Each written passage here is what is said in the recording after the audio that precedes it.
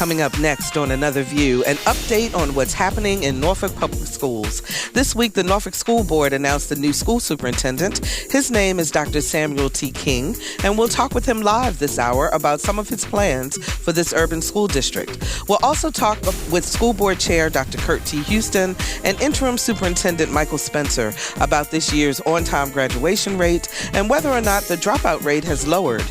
It's all a part of WHRO and the Corporation for Public Broadcasting's American Graduate Let's Make It Happen initiative. The conversation starts right after this news from NPR.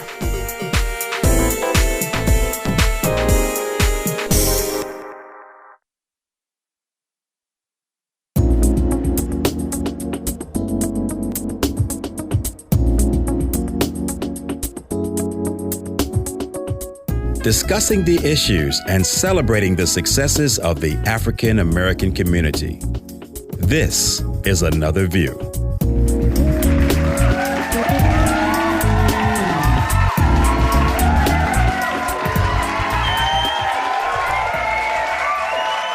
And good afternoon, everyone, and welcome to Another View. I know our outstanding audience out there clapping for us. We love it. I'm Barbara Ham-Lee. Let me apologize in advance if you hear a bit of coughing during this program. I am getting over a wicked bout of bronchitis, which is why you heard an encore presentation of the show last week, but I'm so happy to be back with you live today. Now, as you are aware, WHRO is one of 20 hub public media stations selected by the Corporation for Public Broadcasting to participate in American Graduate Let's Make It Happen, a public media initiative to end the dropout crisis in our country. Our partner school system is Norfolk Public Schools, and today we're going to get an update on on-time graduation and the dropout rate. But first, this week, the Norfolk School Board named a new superintendent. His name is Dr. Samuel T. King, and we're happy to welcome him to Another View. Welcome to the program, Dr. King. Thank you. I appreciate the invitation. Now, are you aware that you are actually one of our owners now? Did you know that? I know now. Well, just so that you know, WHRO Public Media is owned by 18 school divisions in the Hampton Roads area, one of which is Norfolk. So we will be seeing lots of you here at the station in terms of participating to help us to deliver the kinds of services that the teachers use inside the classroom using media and online courses, et cetera. So great. We'll be happy to bring you into the fold, definitely. Now, we know that you're currently the superintendent for Rockdale County, Georgia Public Schools. You've been there for about 7 years, and 6 of those years you've met the federal adequate yearly progress benchmarks set by No Child Left Behind. You've got an 86% on-time graduation rate. But what I want to ask you is, what do you want Hampton Roads and Norfolk in particular to know about Samuel T. King?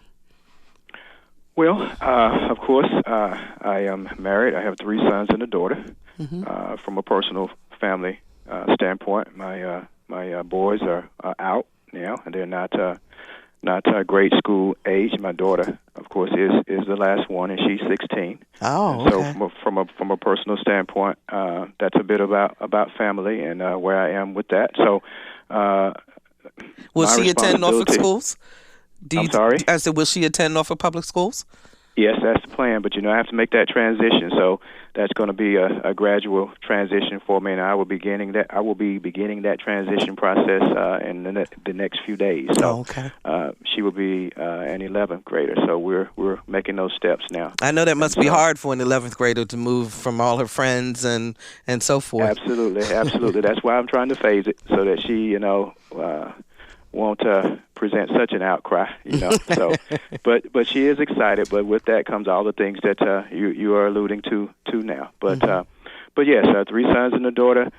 From a personal standpoint, also 28 years in public education. I am a teacher at heart. That's how I started the process as a teacher in the classroom. Spent that time doing so. And what I would want the public to know is that I am passionate about public education period in general, but definitely public education, because I do believe that that's where the rubber meets the road in terms of all the things that we need to do related to humanity and where we are now, and which is challenging in a huge sense. And I'm sure I have a chance to talk a bit about that during this broadcast. Mm-hmm. Now, we know that Rockdale, there are a lot of similarities in terms of the demographics in the area, in terms of your enrollment. You're a smaller district than we are. We've got 242,000 versus 86,000 residents. And your enrollment is 61% Black, 22% white, 12% Hispanic, compared to Norfolk, which is 62% Black, 22% white, and 6% Hispanic. What happened in Rockdale? Because I understand that was a big shift demographically since in the 7 years that you've been there. Yes, well, the transition in terms of growth and change was already in the midst, or the progression was there already when I entered. I came in from the outside 7 years ago, and during the time when the economy was really booming. Rockdale is a part of metropolitan Atlanta, also about 15-20 minutes east of the Atlanta airport. And all of the numbers that you just described as far as demographics and statistical breakdowns, you're on target. In many ways, our statistics as far as student population and community in many ways will mirror Norfolk. The major difference, I would say, would be raw numbers, whereas we're at about approximately 16,000 students. Norfolk is right at 31 to 34 if you count pre-K. But the experiences as far as diversity, as far as the economically disadvantaged numbers are very, very similar. And this is the work that I've been doing for 7 years here, and we've had some good. We've experienced good success with the things that we have implemented in terms of research-based practices. Here, in my view, in terms of what has happened as far as growth and change in Rockdale, I think families saw Rockdale as a place to grow and achieve, and a place to move their families and children so that you're still a part of metropolitan Atlanta. And those things were happening up until the economic downturn. And when the economic downturn challenged many individuals, then growth as far as numbers and student population in Rockdale kind of stabilized. We're seeing some shifts now where, it seems that it may be picking up again. But to answer your question in terms of the change as far as the diversity and as far as the economically disadvantaged rates over a short period of time, if you take a look at where Rockdale was as far as affluence and diversity and all of those things 15 years ago compared to the breakdown now, you will see a vast difference. And in my view, the reason is many families saw this as an opportunity to move to an entity where public education was valued and where people had an interest in results for children. Thus, minority families moved in, and families that had positioned themselves to buy their first homes and that kind of thing. So those things happened, and that was inclusive of minority families, and that's how those numbers started to trend upward. Now, but there are some who say, when you have a large population of minorities, and particularly economically disadvantaged minorities, that you also have low achievement scores. That's not the case. That happened in Rockdale. What's your secret? Defying the norm is what we always call it, and that's exactly what it is. Because you're right, people think that when that growth and change starts to take place, the perception is that it cannot be done, but that's not true. And our approach has centered on defying the norm throughout the process. The first item of importance is that you must have high expectations for all students.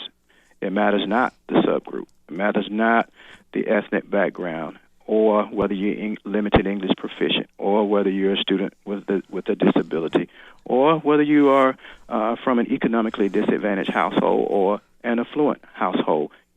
The expectations need to fall at the same high level, and have people in place that embrace that notion, and you plan accordingly to take children there. Well, that's grandiose and it sounds noble, and it is. However, You have to have a process in place that's going to ensure that you know where each and every child is at all times.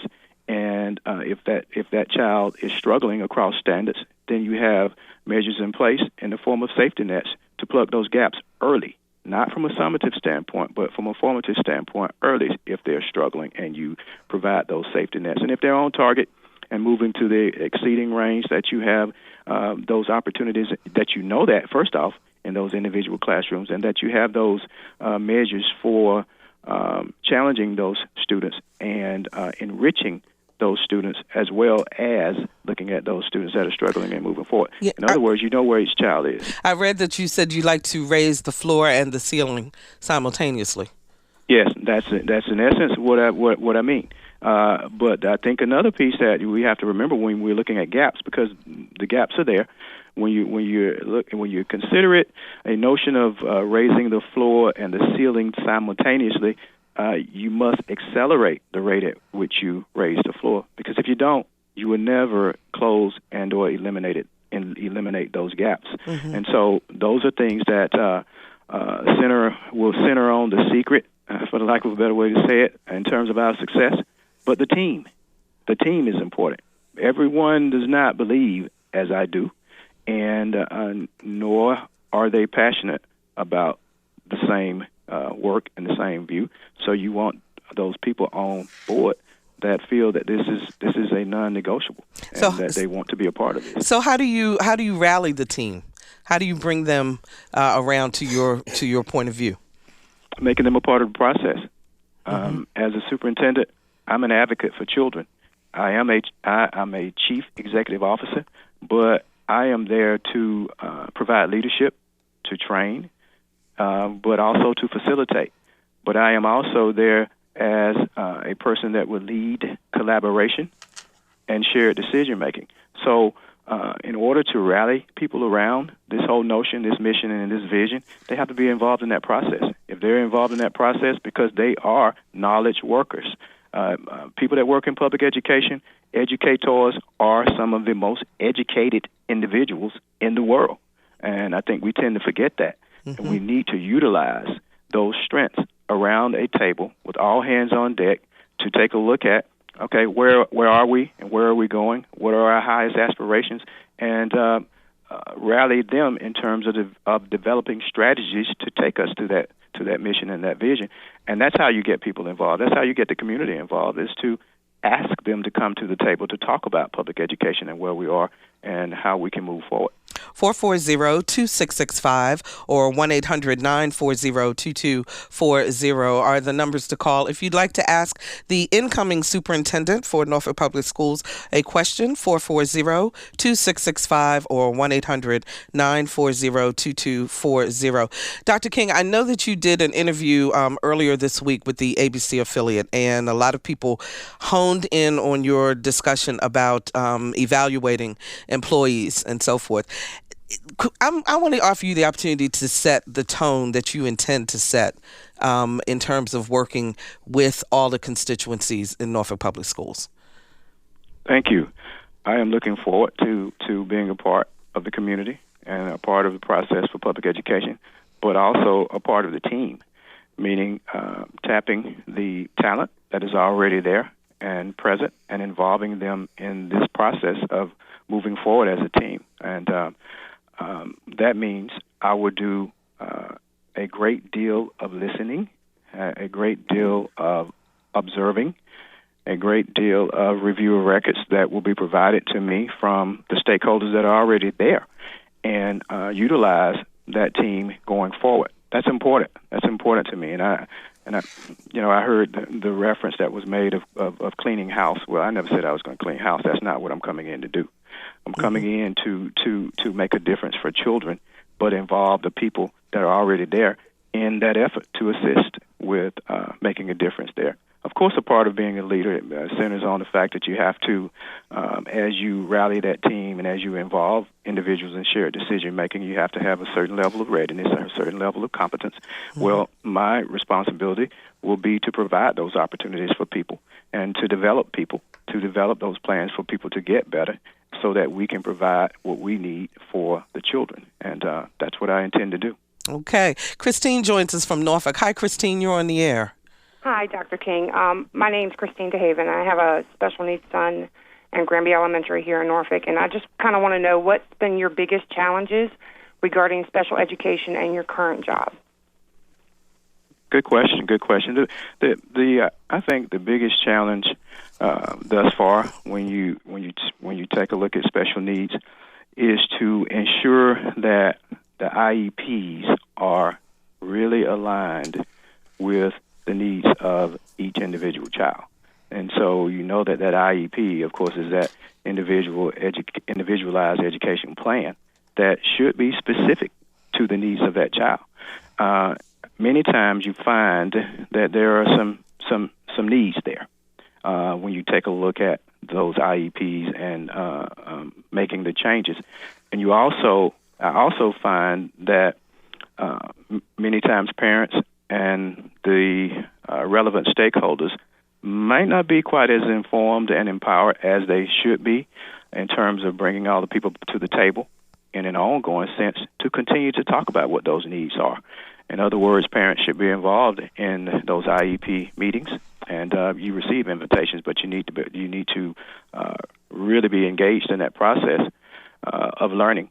And that has been a challenge to see that happen from a parent standpoint as well as from an internal standpoint for my specialists, our special needs teachers, whether it's learning disability, whether it's a behavior disorder, or whatever the case might be, of being able to provide those own time services throughout, so that, because when you think of an IEP and special needs, and I'm not necessarily referring to severe at this point or chronic, but just in general, when you think about it, the intent is to see the student receive the targeted, laser-like focus on services, and to see the student move out of the special needs category to get better. That's not always the case. I mean, it's not always possible, but there are many examples of, from a majority sense, of that being the expectation. So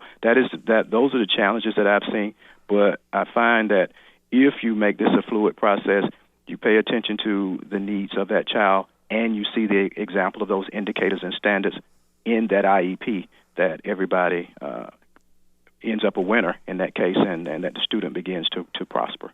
Okay, thank you, Christine, for the call. We appreciate that. Jenny joins us from Norfolk. Hi, Jenny, you're on the air. Hi, how are you? Okay, how are you? Well, thanks. Good. Dr. King, welcome. We can't wait to receive you here in Norfolk. My question is, as the next MPS superintendent, what are some of the things that you will need to give immediate attention to? Well, I think it goes without saying that student achievement, student performance should be first and foremost, and so that is something that I'm going to be extremely interested in. How that work is done, how can we begin to improve upon that immediately as a team going forward, and secondly, as important would be the involvement of the stakeholders to do so, because it is quite clear that all of the above cannot be done if you do not have the involvement of the stakeholders. And what I mean by that, I mean parents, of course students, but your business owners, your faith-based government entities, healthcare, social services, the chamber, etc., all your higher institutions, all at the table to talk about public ed. So as we focus on student achievement and the needs of children, that means that we're referring to college readiness and career preparedness. As we do that, we have to have those parties at the table to begin to have those discussions. And so I look at those items as the first items of importance for me coming in to join that team. Thank you, Jenny, for your call. We appreciate that. Dr. King, we talk a lot on this program about keeping African-American boys in school. What are your thoughts on black male retention? Are there specific programs you've worked with, or? I think we can all pinpoint really a myriad of programs, but that's really what they are, programs, and they are only as effective as the organization's implementation. I think, the rubber really meets the road when you look at black male dropout with the ability to read and begin the comprehension by the end of third grade. When you really take a look at it, if we are doing the job along that line and our African American males are reading by the end of third grade and beginning to make that shift from 0 to third grade to learn to read, and then beginning to make that shift from third grade to reading to learn and beyond, that we will begin to do the job. And it goes back to what I mentioned earlier when we spoke of inspecting what you expect, having those opportunities for safety nets and enrichment across the board. And that's how you do it, because you know where each child is. But notice what I just described. I just described what's good for all children. Mm-hmm. But the key is that it's measured.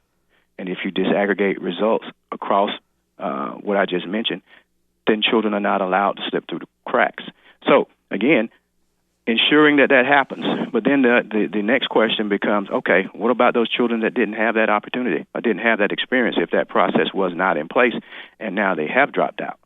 Or maybe they're already in middle school and they are in danger of dropping out. Or maybe they are already in high school and they are a candidate for as a dropout, or they've already dropped out.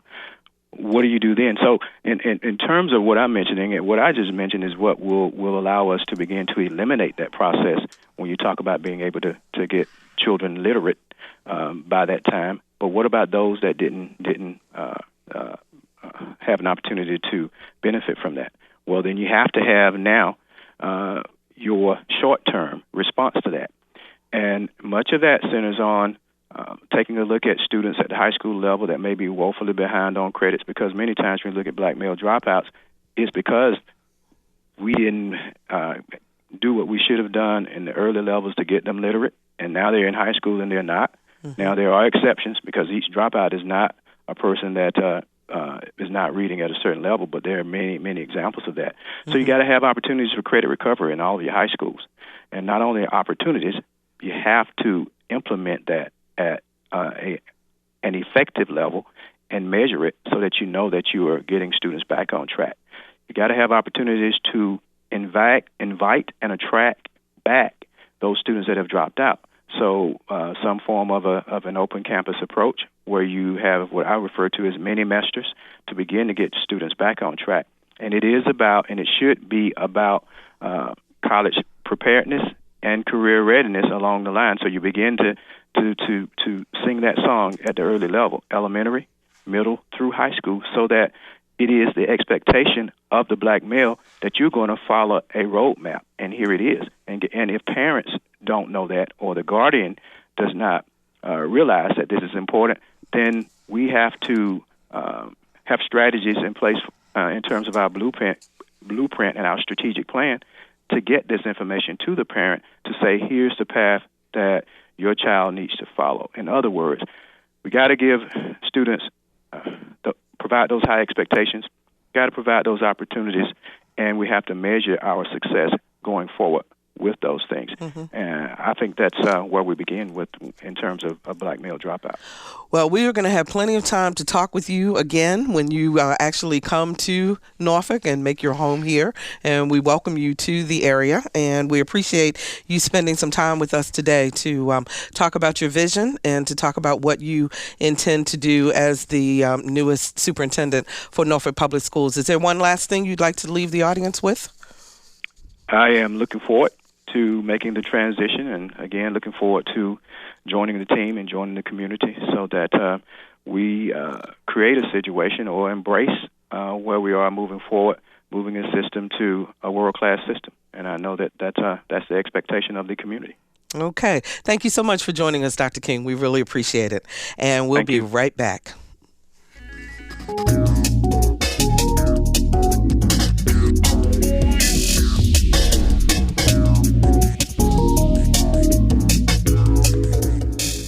And and welcome back. We're talking about the progress of Norfolk Public Schools in terms of on-time graduation and lowering the dropout rate, among other things. Joining me now is the chair of the Norfolk School Board, Dr. Kirk T. Houston. Hi, Dr. Houston. How are you? Great, Barbara. How are you? Thanks for being here. And interim superintendent, Mr. Michael Spencer. Hi, Mike. How are you? Barbara, I'm fine. Thank you for the invitation to be here. Glad to have you all here. So, lots of changes. You're getting ready to start a big transition. Let's talk about, is there a plan? I think, Mike, start with you. Sure. Yes, there is a plan. First of all, let me say how excited all of us in the NPS family are to welcome Dr. King onto staff. We're excited he'll be part of the community. We look forward to his leadership and what he has to add to this conversation. Mm-hmm. We've been engaged with the board for a number of months, knowing that we had this transition in front of us, the staff, along with the board. And so we've been working towards a transition plan. We think as he enters into this community, we have looked at, and very specifically, a transition plan that relies on 4 pieces, and that's around resource allocation. One of our challenges over the last few years has been budget. Mm-hmm. And so we continue to address the resources and how we can best put them in the classroom to advantage children. But there is some good news that we did get some more money to the school system this year, right? We did get some more money from the school system. Some more. I didn't say a lot more. Well, I mean, when you're in this business, I don't know how much is enough. But the city council has supported the schools in their request. Good news in the budget is that we've been able to address some of the compensation issues for our staff, including especially the teachers who have gone without any adjustments for 4 years. Wow, that's great. So that's a big piece of it. But also with the budget is to examine, and the board's given leadership to this, examine what we're currently doing in our schools and evaluate whether we're putting the money in the right place to really make a difference with children. So budget's a piece of it, but how you spend the money is another piece, and that's part of the transition plan moving forward. Personnel is another big piece of it, and when I speak to personnel, I'm talking about the adult behaviors in the schools and in the system. And so again, with the board, we're looking at the behaviors of teachers and principals, central administration, as we approach the serious business of educating children for the future. Mm-hmm. And so that's another large slice of our transition plan that we are preparing the script to move forward. Curriculum instruction, and we heard Dr. King address that. We continue to look at, again, where the efforts are, starting with pre-K. This community has put a huge investment in early childhood education. We talk about on-time graduation and keeping kids engaged. That's where it starts. Mm-hmm. And so we continue to look at the curriculum instruction program, where we need to make adjustments. A big part of that is looking at and listening to our teachers as they reflect on the school day, how they use their time. Are there things that we can take off the plate for them?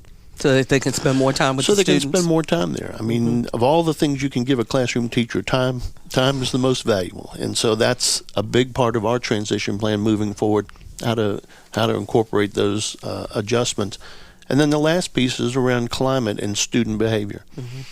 Because we understand, just as a classroom teacher does, if classroom management's not there, instruction can't happen. If the climate's not right in the building and the student behaviors are not receptive, then we need to address that. And so that's a community conversation to have with parents, again, faith-based, businesses. What can we all do to help children be excited about, engaged in, not disenfranchised from their education? So 4 parts of our transition plan moving forward. And those are already being put in place as we speak, huh? 440-2665 or 1-800-940-2240. Give us a call if you have a question for the interim superintendent of Norfolk Public Schools or the school board chair, Dr. Kirk Houston. Dr. Houston, there's been a lot of talk, now we have a new superintendent, about rebuilding trust. Sure. And getting people to believe again in Norfolk Public Schools. Can Can you address that a little bit? Absolutely. There's no secret that the most recent superintendent transition was a bit of a surprise, and with that leader being in place 16 months and then a transition, and understandably so, people began to question leadership process. The thinking of, when I say leadership, I mean the school board, and so certainly that's one piece of it. And then when you look at the performance, 10 schools not fully accredited. When you put all of that in the pot, the community begins to say, okay, what's the problem? What's going on with the leadership? Why aren't our schools performing as well as they can and should? Why the transitions in leadership? And so we have to steady the ship. Get on a course and communicate a clear and compelling vision and mission that everybody understands and buys into and is able to support. And I truly believe that stability and progress will be the two elements that will rebuild trust. And that's going to take a little time, but we need to get headed in the right direction.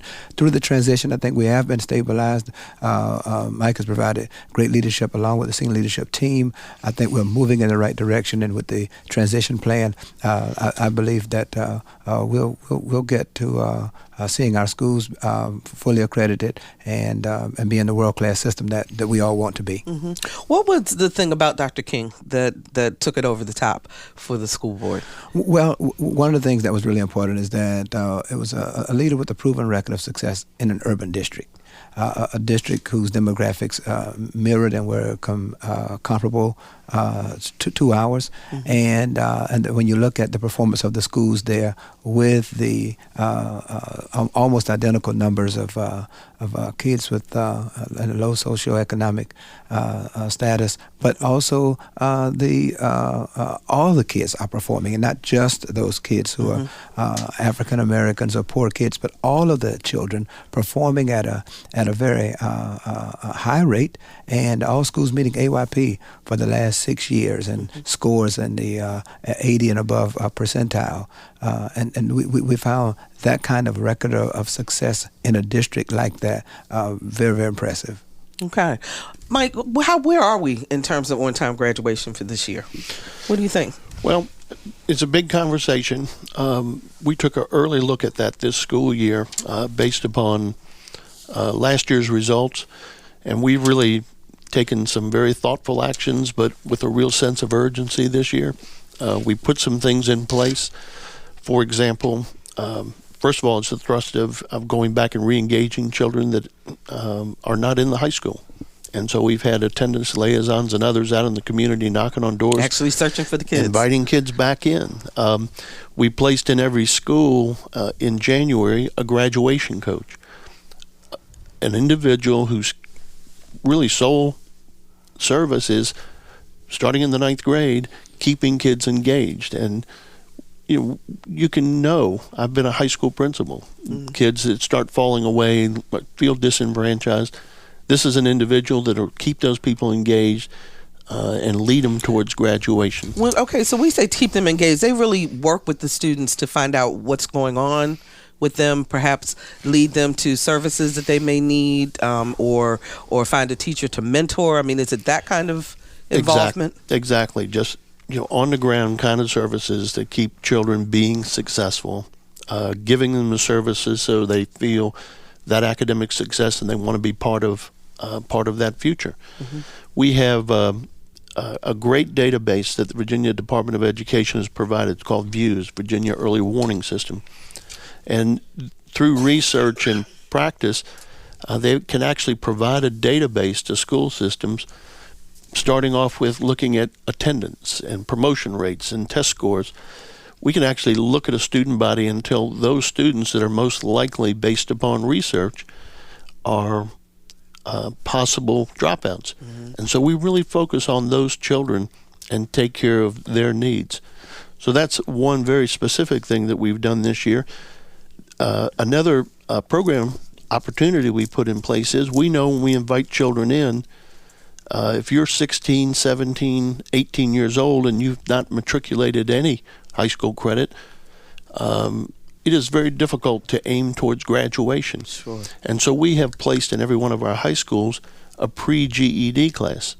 Now, that is not our ultimate aim for children to have GEDs as compared to a diploma, but for those children that are caught in that situation today, putting something in their hands so they can move forward successfully is a good strategy. Mm-hmm. And so we've provided a GED preparation class in every high school.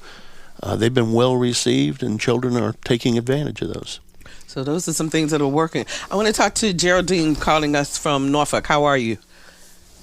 Hi, Barbara. I'm so happy to have you on the radio, by the way. Thank you so much. Well, I must tell you, my own personal experience with the Norfolk school system is nothing short of positive. I am one of the parents that you could be absolutely put up there as a poster child for the happiness factor. I just found out my son has ADD and a couple of other little things going on. It was flagged by his teacher. Why? Because we're proactive parents. I have to put the blame, and I'm sorry, that is a rather strong word, the blame on parents. The parents are not taking care of their children. They blame childhood obesity sometimes on school lunches. The children only eat one lunch at the school. You can't blame a huge problem, place it on the school system, and expect miraculous results. Geraldine, let's get some response from our guests. Thanks so much for giving us a call. Dr. Houston, how do you respond to that? Well, there's no question at all that parental engagement plays a major role in the student's success. That's an important part of educating children, getting those families and keeping families, and especially parents and guardians, engaged in the academics piece of it, and behavior, and overall health, and we're working to build and maintain those relationships with parents. Parents come in all forms, if I can say that, and some parents need parenting skills. They need training and support themselves, and so we have to identify those needs and hopefully engage other community partners in helping to provide support that parents need in order to be good, responsible, engaged, accountable parents. But it's certainly a major part of our success with the children. I noticed too that you all are doing these community conversations that are going on now, where parents and other key stakeholders in the community come together to talk about ways that we can help students. How's that going, Mike? They've been received well, attended well, and the conversation, Barbara, is exactly what you've described. What are realistic, authentic ways that parents can be engaged, the community can be engaged in schools, really directed towards instruction. Not just selling cookies, not just holding dances, but really helping teachers be successful with children in the classroom. So hopefully more people will come out, and they can find out where the community conversations are happening on the Norfolk Public School website. Yes, correct? Ma'am. Okay. All right. Jay joins us from Portsmouth. Hi, Jay. You're on the air. Hello, Barbara and gentlemen. As I was listening to the radio show, I started running through my mind about what I wanted to say. And, I've been in education for 32 years, the first half in secondary schools, and the last 15 have been at the university level. And unfortunately, what I've observed is the rapid decline in university preparedness by the students that coincided directly with the imposition of SOLs, the so-called standards of learning, which have led to, along with budget constraints, led to elimination of things like tech ed or industrial arts or music in certain schools around the city. So I started to ask myself, what can we do about this? And there's only so much money, and it has to be spent somewhere. And I hate to say this, but I really believe the best thing you could do is eliminate all high school sports and take that funding and reduce classroom sizes and give more training to teachers. Okay, Jay. Well, anybody want to respond? to that, Dr. Houston? Well, I certainly respect the caller's opinion, and I don't agree with that. Sports play, I think, an important role in the development of the children in terms of developing them physically, the competition, the engagement piece of it. There are a lot of students who remain in school because of the athletics and the arts. I think it helps to develop them holistically, and I think that resources spent in the in athletics and the arts is money well spent. And so I understand the philosophy, and it's not the first time I've heard that, but I'm certainly not in agreement with it. Mike? Well, and I can tell you from experience, having been a secondary educator all my career, including a classroom teacher, middle school principal, and high school principal, Dr. Houston's exactly right. Athletics, the arts, music, those are the kinds of things that keep children engaged. The academics is the core of it, but this gives them an opportunity to apply what they've learned in the classroom. You learn social skills that you don't learn anywhere else. You stay engaged. It's an important part developmentally of children. Okay. Vicki joins us from Norfolk. Hi, Vicki. You're on the air. Hi. I have a question for both Dr. Houston and Mr. Spencer. I believe that we as parents are our children's first teachers, but sometimes we do ask the teachers to play a parental role because maybe the students don't have that home support that's sufficient for their academic success. How do we retain our best and most passionate teachers to reach our at-risk students? Why don't you start, Mike? Well, thank you, Vicki, for the call. Yeah, and it's a great question, and it's one that we wrestle with all the time. And I'm guessing people would expect my first response to be pay them more money, but it's not pay them more money. I mean, that's certainly a part of it for each of us as adults when we have our own lives. But the things that make a difference for teachers is, one, the relationships they have with the school district, the relationships they have in the school. Leadership is tremendously important. Having a principal that they know they have support from, that gives good direction, is key in that relationship. Everything we've learned in the history of public education tells us that's the case. Secondly is keeping teachers engaged as part of the community engagement aspect. Teachers that feel like they have the support of homes in the community and are encouraged are teachers that will stay with the school and work with children. And so it's more about relationships and support than it is about compensation and things in the classroom. Dr. Houston? And I think that it's a combination of compensation and climate. I think realistically there is some measurement of our worth and value based on the numbers on our paycheck.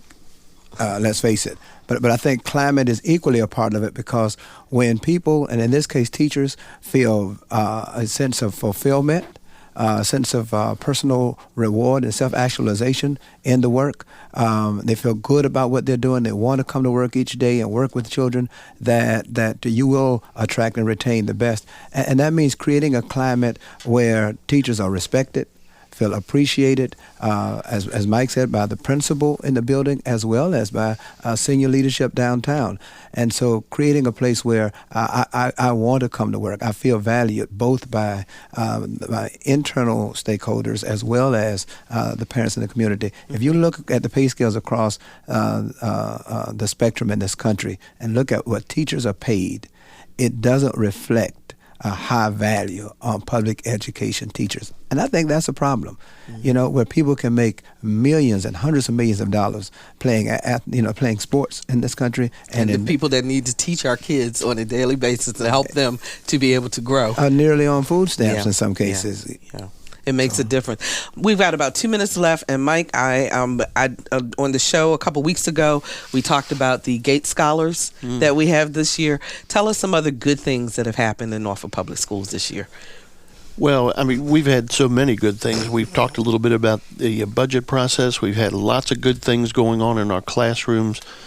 Yes, we do have 2 Gates Millennium Scholars, one at Booker T. Washington High School, one at Norview High School. That's certainly a great part of that. We've looked at some preliminary data. We think graduation rates and dropout rates are going to be positively impacted by the end of the year. We're about 4 weeks away from graduation. And we've had a great year. There are a lot of great things going on in the classrooms for 33,000 children in this city. And at the end of June, you go on to? I'll be taking over as the head of school for the Williams School, which is a school, big part of the community here in Norfolk. We wish you the very best. I'm excited about the opportunity. That's fantastic. Thank you so much for joining us today. We really appreciate it. Absolutely. And Dr. Houston, any last words? Last minute word? Certainly. I simply want to encourage our community and give them to know that our teachers, our administrators, the leadership of the district, the school board, we are working together and doing the very best we can to offer the best that we can for our children so that we can educate children to be successful contributors to our community. Okay, Dr. Kirk T. Houston, who is the chair of the Norfolk Public School Board, and Michael Spencer, the interim superintendent for Norfolk Public Schools. And as we go into this break, we want to pay tribute to Donna Summer, nicknamed the Queen of Disco. She passed away yesterday after battling lung cancer. The 5-time Grammy winner is remembered for hits like Last Dance, Hot Stuff, and She Works Hard for the Money. We head into this break with another one of her hits, On the Radio. She will be missed, but her legacy lives on. Donna Summer, dead at age 63. I never told the soldiers how I've been feeling over you, but they said it really loud. They said it on the air, on the radio. Whoa, on the radio. Whoa. And welcome back. Tavis Smiley is an award-winning journalist who has come under fire in recent years for his criticism of President Obama. So it's no surprise that politics is a key component of his latest project, a documentary he calls Stand.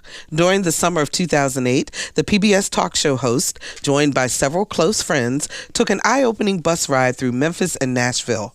Smiley recently spoke to our Lisa Godley about the trip, which took several days and has now been transformed into a movie that Smiley hopes will enlighten, inform, and inspire. I brought all my friends together, Dick Gregory and Cornel West and Michael Eric Dyson, B.B. Winans and others. We all came together and got on this bus and spent some time trying to understand what does this moment mean. That moment Tavis Smiley is talking about happened 4 years ago. He calls it a historic crossroads. Barack Obama had just become the first African American to clinch the Democratic nomination for president, while at the same time, the country was commemorating the 40th anniversary of the assassination of Dr. Martin Luther King Jr. Smiley and his friends took a bus ride that would take them to historic places, like the Lorraine Motel where Dr. King was killed, and Mason Temple, where Dr. King delivered his prophetic mountaintop speech. Well, I don't know what will happen now. We've got some difficult days ahead. But it really doesn't matter with me now, because I've been to the mountaintop. I don't mind. But to be in Mason Temple, standing around the podium, which is still in place, where Dr. King spoke, and sitting there with Dick Gregory and Cornel West and Michael Eric Dyson and so many others, but hearing Dick Gregory, who's a friend of Dr. King, take us back to that night and take us back to that era.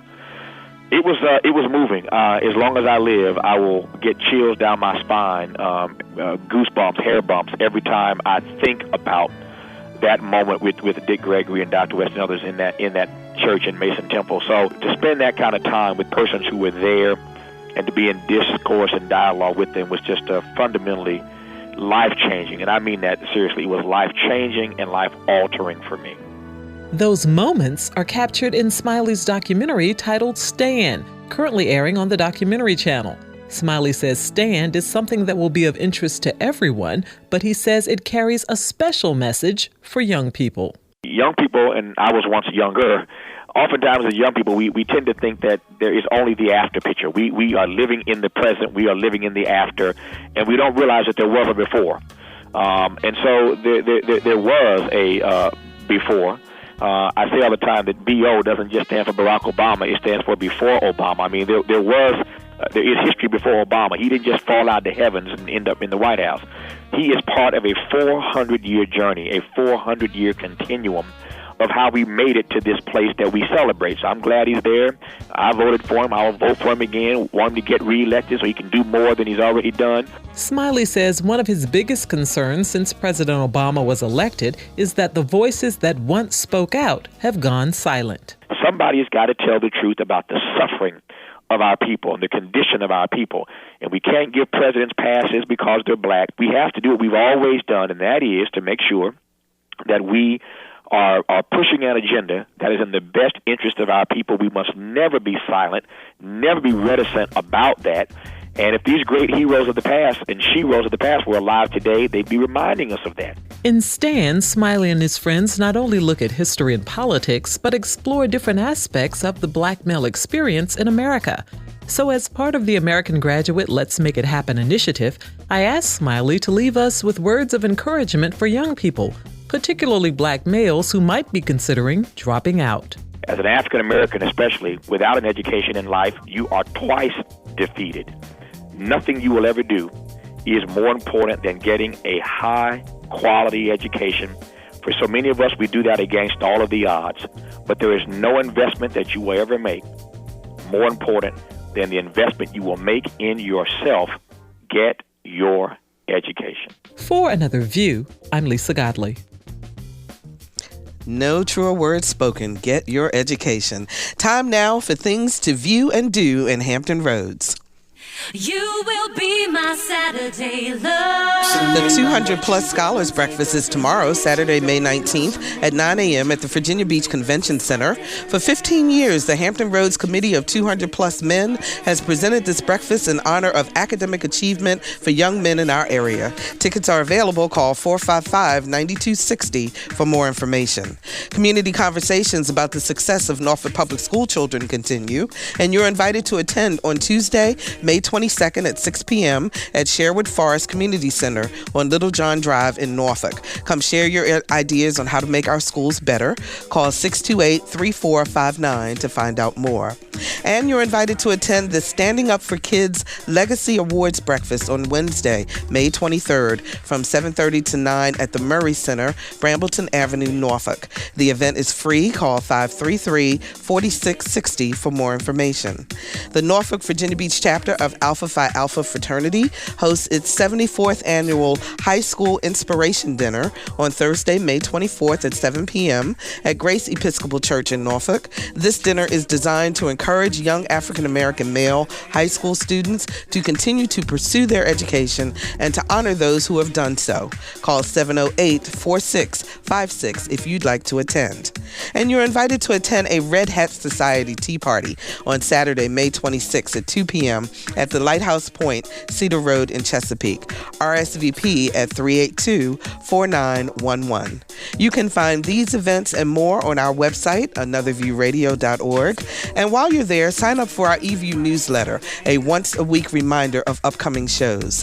Next week, we talk with our roundtable about talking about race. For producer Lisa Godley, audio engineer Perry Smith, Morgan Chase, who answered our phones, I'm Barbara Ham Lee.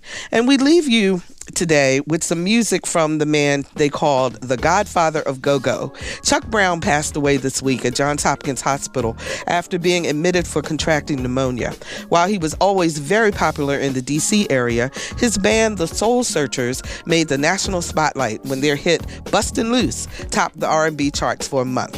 Chuck Brown, dead at age 75, a legend in this area. We hope you have a fabulous weekend and enjoy some Chuck Brown. Bye-bye now. You got to give a lot just to get what you need sometimes, y'all.